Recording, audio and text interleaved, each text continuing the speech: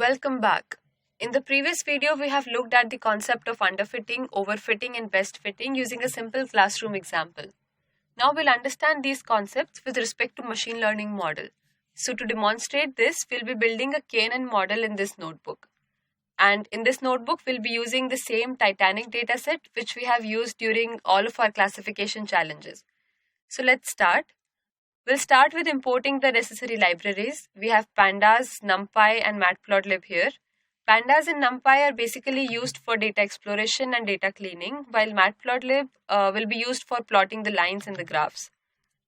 Then we'll use the pandas.read_csv function for importing the dataset.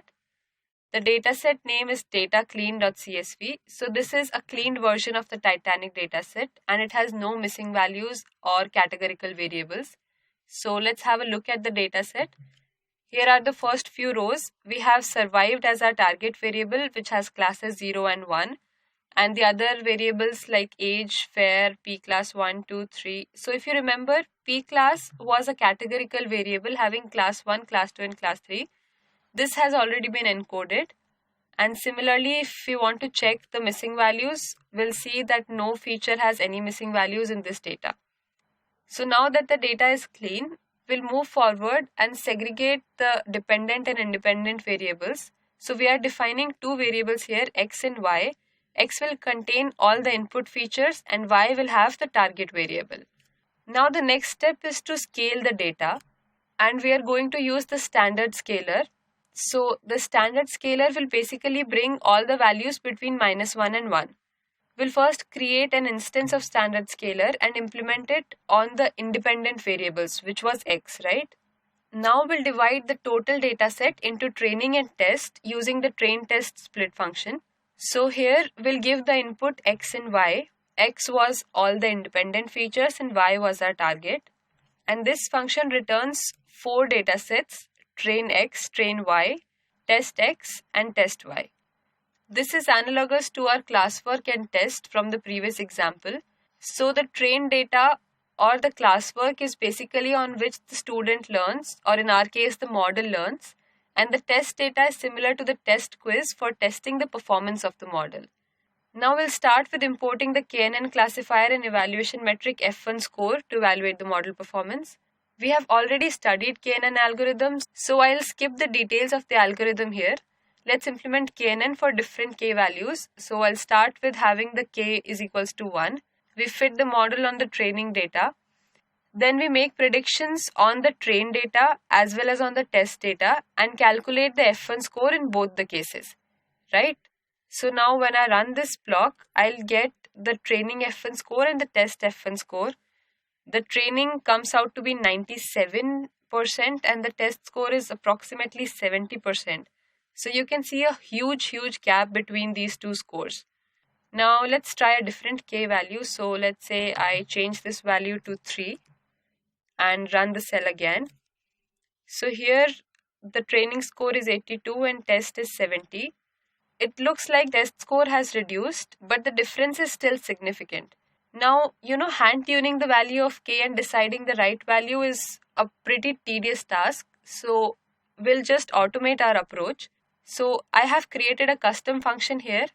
This will take in a list of k values and return us two lists, the train F1 and the test F1 scores.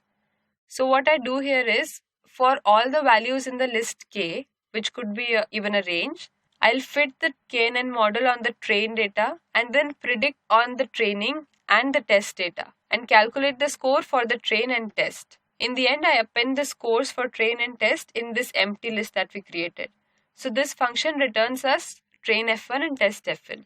So now just run this cell and then we can define the range of k. So here I've taken from 1 to 150. You can set this value. You can, if you want, set it to 1 to 200, or if you want to just look at the first 20 values, set it from 1 to 20 and so on. For now, I'm going with 1 to 150. And then I'm calling the above defined function.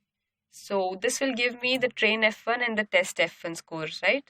And this might take some time to run because it is calculating the F1 score for all the values in the k. So here we are converting the lists that we got from the function defined into a data frame so that we can have a good look at it.